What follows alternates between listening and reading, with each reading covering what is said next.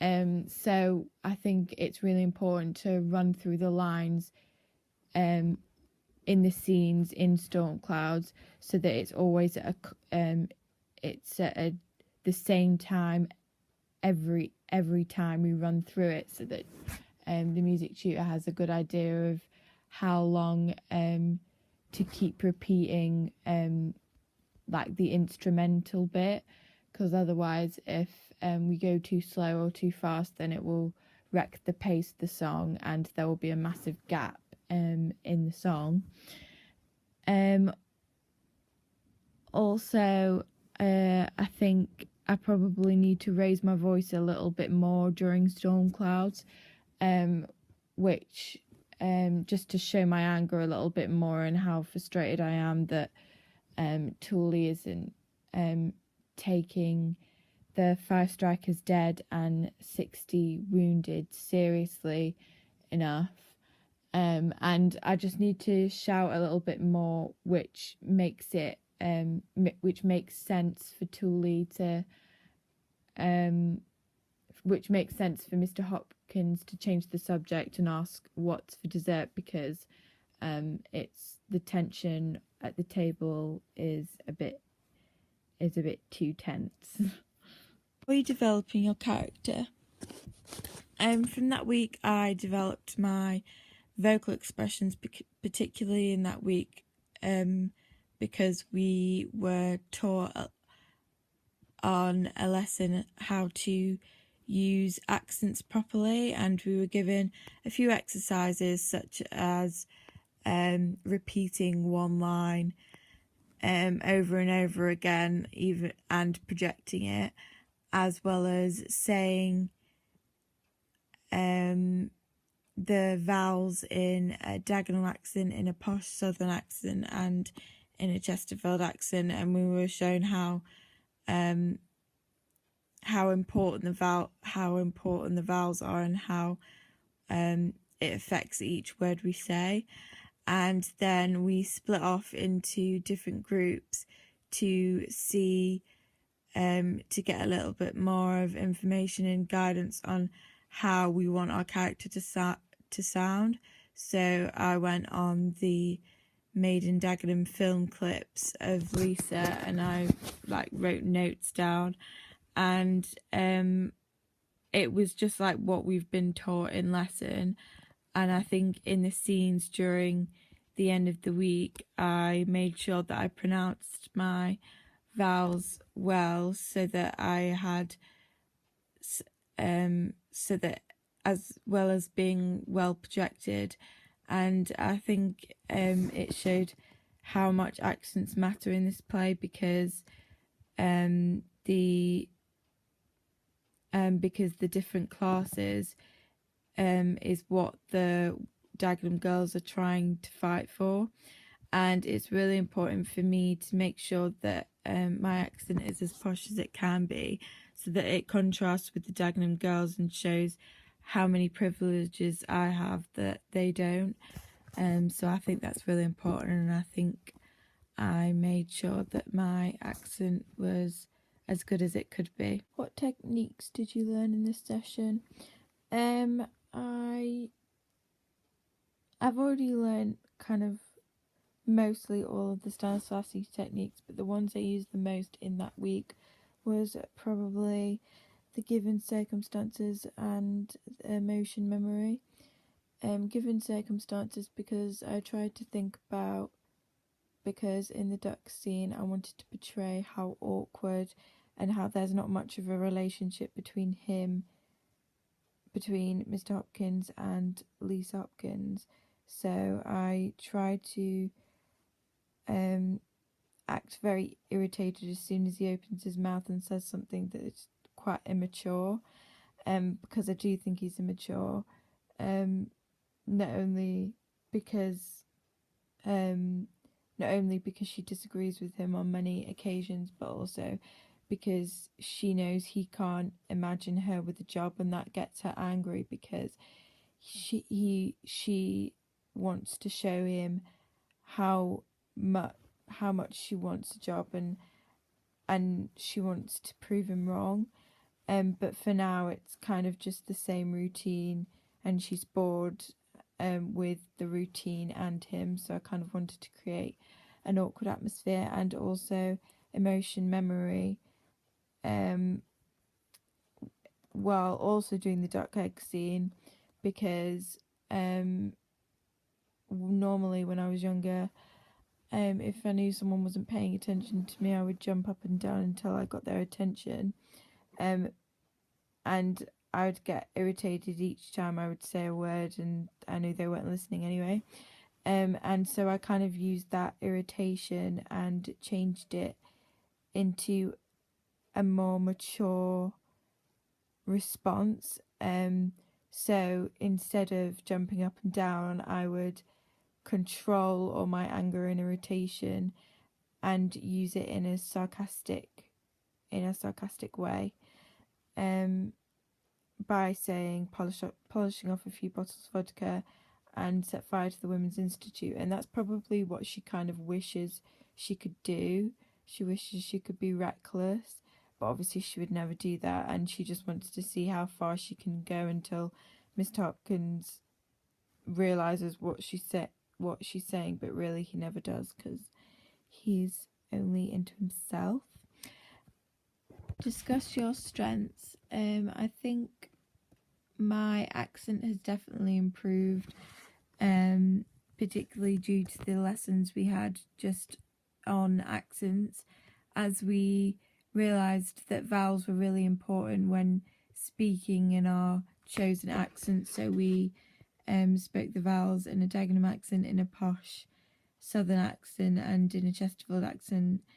And then we looked at projection so that the audience could hear everything that we're saying and could tell what class we're from, just by hearing our accents. And then what I found most helpful was when we split off into groups and we looked at clips which would influence our speaking voice. And I looked at Lisa in the Made in Dagenham movie clips on YouTube, and from what I got, she sounds very calm, considerate, mature, even in situations which kind of demand a certain skill. And she's very sensible as well, and I want to make that clear that even if she's under pressure, such as in the scene where she's trying to console Rita and make sure she doesn't back out from the speech, she's still always calm and she keeps her head on her shoulders. And I think I've definitely focused on my vowels more, and from recordings, my voice definitely seems much more posh than it was before, and that definitely helps as it contrasts to Rita's and all the rest of the Dagenham girls' voices. And then I also think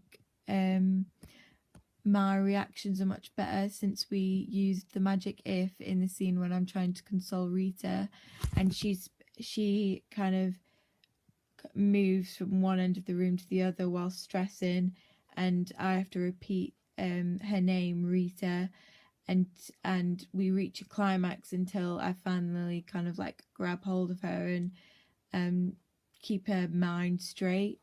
And I think that really helps, because it made me realise that I need to kind of raise my voice at this point just to make her listen to me. Feedback did you get from your tutors and peers, and what did you think of the feedback? The feedback that I got from my tutor was that I forgot the blocking for the first scene that we did, which was the duck egg scene, and I agree with that, because I probably got up at the wrong time, and because there was someone standing in for Joe, the person who was reading the script kind of stood still, and I probably used some improvisation a bit, because I kind of wanted to still like make the connection. So I probably walked over to him more and then walked back and forth, so it probably looked a little silly, but I was trying to make do with what I had. But I do agree that when Joe comes back, I will go over the scene as much as possible so that we feel so that our speech and our movement will feel natural, and in turn it will develop our characters. Also, my tutor and peers said that I need to improve my physicality because right now my spine is always curled and my shoulders are always drooped, which kind of looks like I'm ashamed of myself, but really this isn't the character that Lisa should be, because she's really comfortable, confident with herself, assertive, and really independent and strong, and she doesn't really need anybody, and at the moment I'm not really giving this impression. So her physicality is everything, because again it should contrast with the Dagenham girls, and I should look as tall as everyone else so that I can look down at them, which gives the impression that I'm quite stuck up and I love myself a lot, which may be true, but throughout the play, hopefully the audience's first impression will change and they'll see that I'm really determined in helping the girls as well to achieve their dream of equal pay. What ideas do you have for your role? Mainly to make it clear to the audience how irritated I get with Mr. Hopkins, because her whole goal in life, after she got the double first in Cambridge, was to get a job, feel useful, and obviously keep a social life. But everything was taken away from her when she met Mr. Hopkins, and that's all she wants to do. So everything that he says and does is just all about him, and he never listens to what she's got to say, even though she's experienced in this kind of stuff, and he doesn't take any notice of her, and he just takes her as a housewife who caters for him when he comes home, and that obviously irritates her. And she's trying, so because she was brought up in a wealthy family, she's obviously known to control her anger and keep her posh and well-mannered self. And so I'm trying to kind of get across to the audience that I'm controlling all that anger and irritation I have for him. And then also for the whole performance, I just think, especially for everybody out, and I think it's really important for the girls to just feel united and feel really excited. And it's the same with Payday, everyone feels united, and when the cast feels really united, hopefully the audience will feel united, and it's just a feel good. I think it's a feel good musical because it's something that actually happened, and with a bit of determination, things can go your way. So I think everyone can just have fun with it and the audience will enjoy it. Areas for development and how I will do this. Well, my physicality is definitely the first on the list, and my tutor said that if I walk in heels then it will help me with my posture. This is probably because when you are on two sticks it makes you think about your balance more, and because I'm going to be in heels anyway, then I've got to learn how to walk confidently, and it might just give me the confidence boost that I need. And when I walk in heels it kind of makes you feel a little bit more elegant anyway, and so hopefully that will help me with my physicality, and it will kind of make me stand in a certain way and keep my shoulders back. And I'll try and remember that if I feel like my shoulders are slowly drooping or my spine starts to curl, which is what they normally do, I'm gonna just try and keep them upright for as long as possible, so that when the performance comes it'll just feel normal to have that kind of posture.